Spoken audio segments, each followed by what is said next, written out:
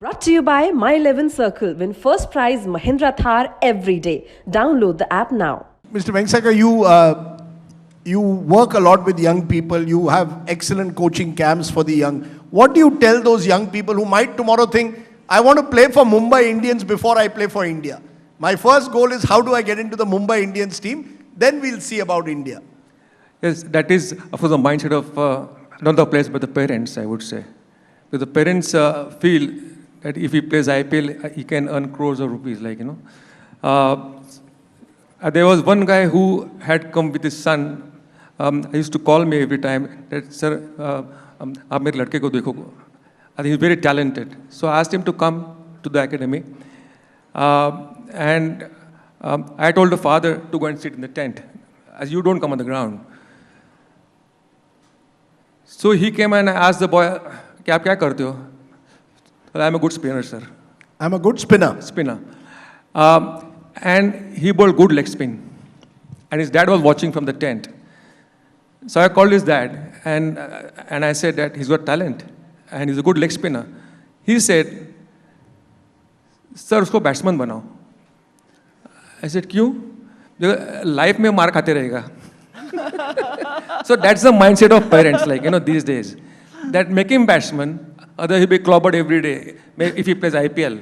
So he's got a better chance to play IPL if he's a batsman than if he's a leg spinner. Yeah. So that is a complete change in the entire mindset of the young.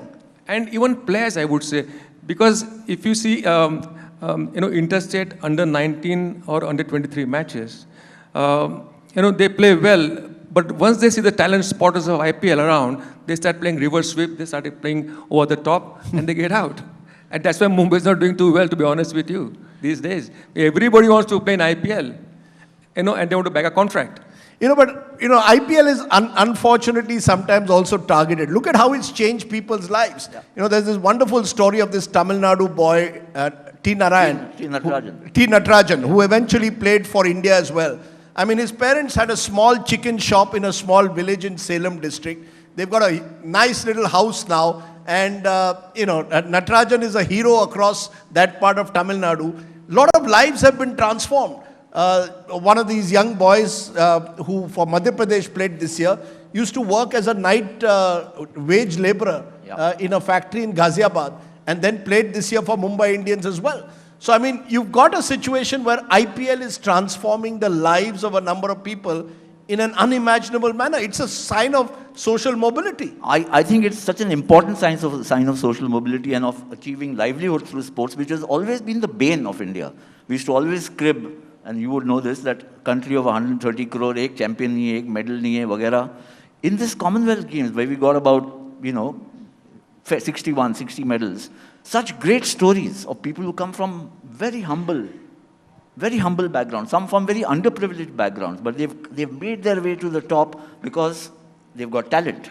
And rewarding talent is, I think, fundamental to the growth of the country in various areas. Do you think, therefore, Ayaz, that one of the biggest changes when we look at brands is that we've moved out of the metropolises to the small towns? Absolutely. Mahendra Singh Dhoni, according to me, is the most transformative cricketer of the 21st century. Every kid wants to follow that Dhoni story. I mean, one day you're a ticket collector, and 10 years later you're lifting the World Cup in front of a billion people. I mean, is his story really the India story of cricket? India story, not just cricket story, the India brand story in a way of the 21st century. Of course it is. It is so evident. I mean, it's so remarkable because you can be, you can come from a most humble background and make it to the top. And even if you have very illustrious parents or background, from a privileged background, you might not get past the first hurdle unless you have the talent or the skill or the gumption, determination to go through. I think that's really the story of how India is emerging through sport. I think I'm bullish about India as a sporting nation. We have to get over a few humps, but I think we are making rapid strides. I want to share a story of Dhoni, which I think is the classic Indian story, which I have in my book, Democracy is 11, where he gave me a rare interview.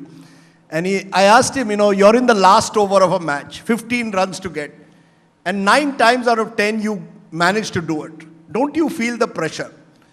And he said something that has stayed with me forever. He said, Rajdeep bhai, you know what is pressure?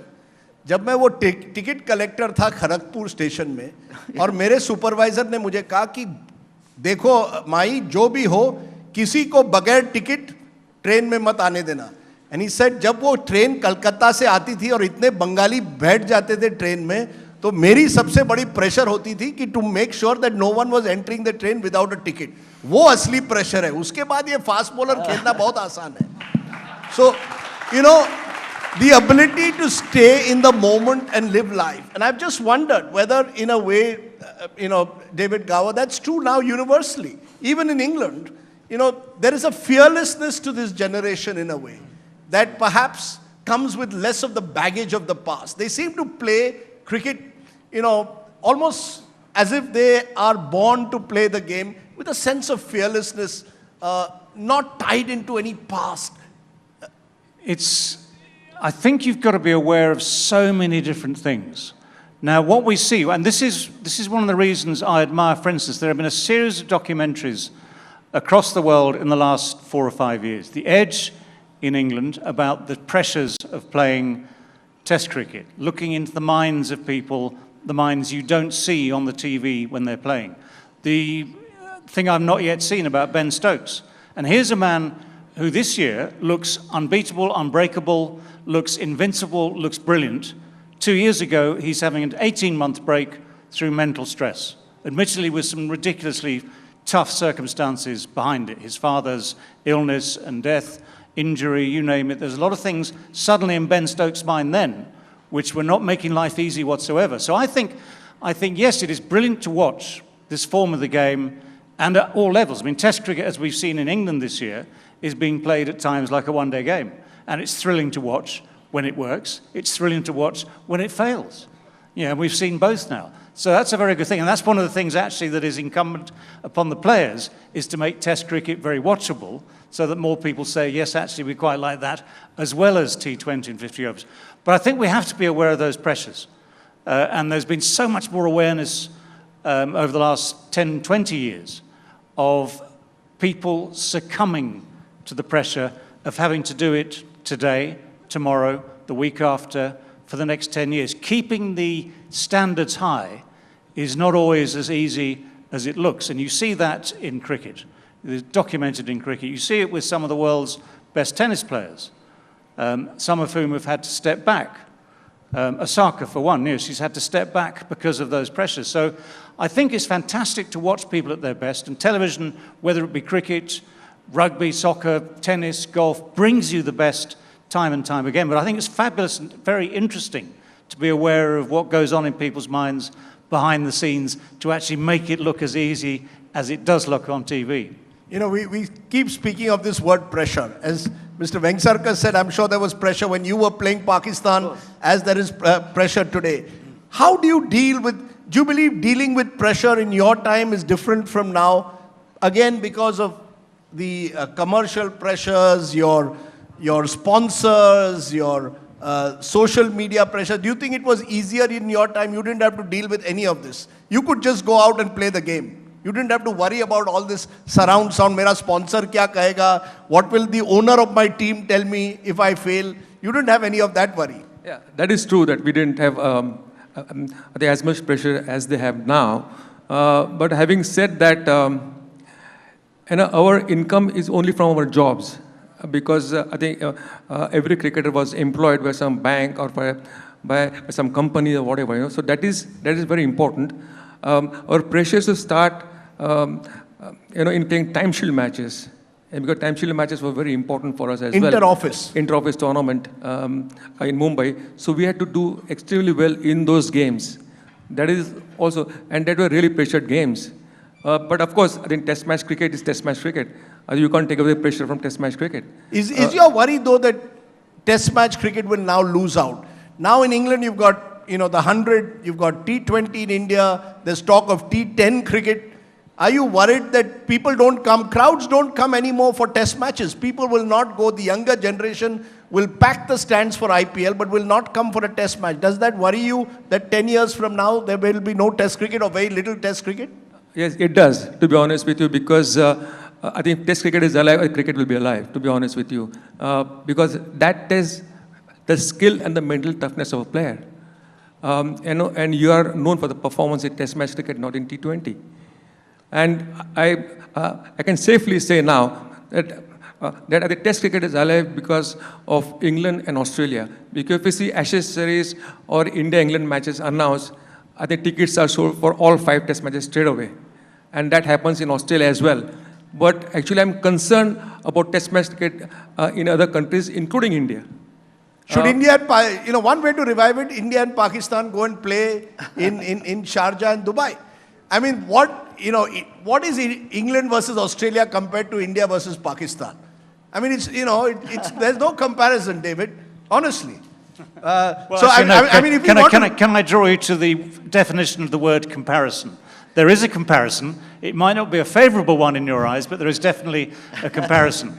And yes, I mean, I've watched never a test match between Pakistan and India live, but I've watched games in the UK during World Cups, during Champions Trophy, and the absolute bedlam that surrounds Old Trafford, for instance, when Pakistan and India meet at that ground. The ground might hold 18,000. There will be 18,000 outside the ground pretending they're in the ground. And you see the passion, absolutely. Absolutely, and I don't deny, let's face it, the politics between these two countries, great countries in very different ways, is such that it becomes an issue, will always be an issue, until someone agrees that actually you can play cricket together without starting a war. Now, England and Australia nearly brought the countries to war in 1932.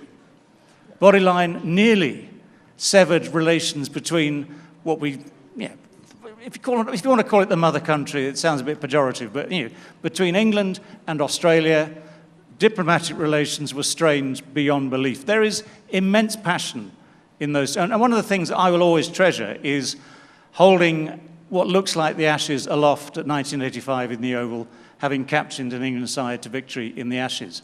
And I would say, numerically, there might be more minds involved in a Pakistan-India contest, but emotionally, it's actually very, very similar.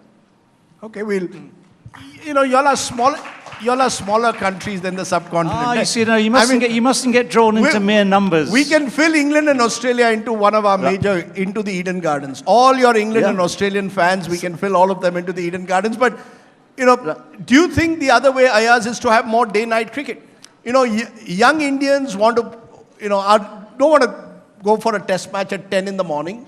Maybe you just have pink ball cricket, start at 4 in the afternoon. You've got to change the way. We don't even serve alcohol at our grounds. Now, many people believe you should serve alcohol. Every time I look at the matches going on in England, I see people having alcohol all the time, and I wonder, when will we have that in this country? Why shouldn't we?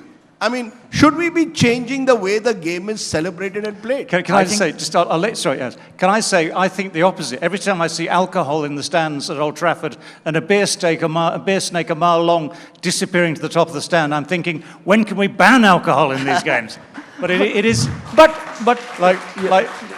I think the game has to be sold. Test cricket has to be sold more aggressively, more imaginatively, more creatively.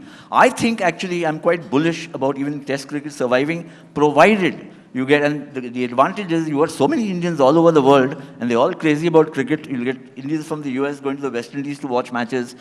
There's a high level of spend on cricket which is happening. How do you mark? I'm not worried. In today's day and age, maybe 20,000 people are not at the ground, but they are following the match on TV, on their cell phones, digitally, and the interest is there.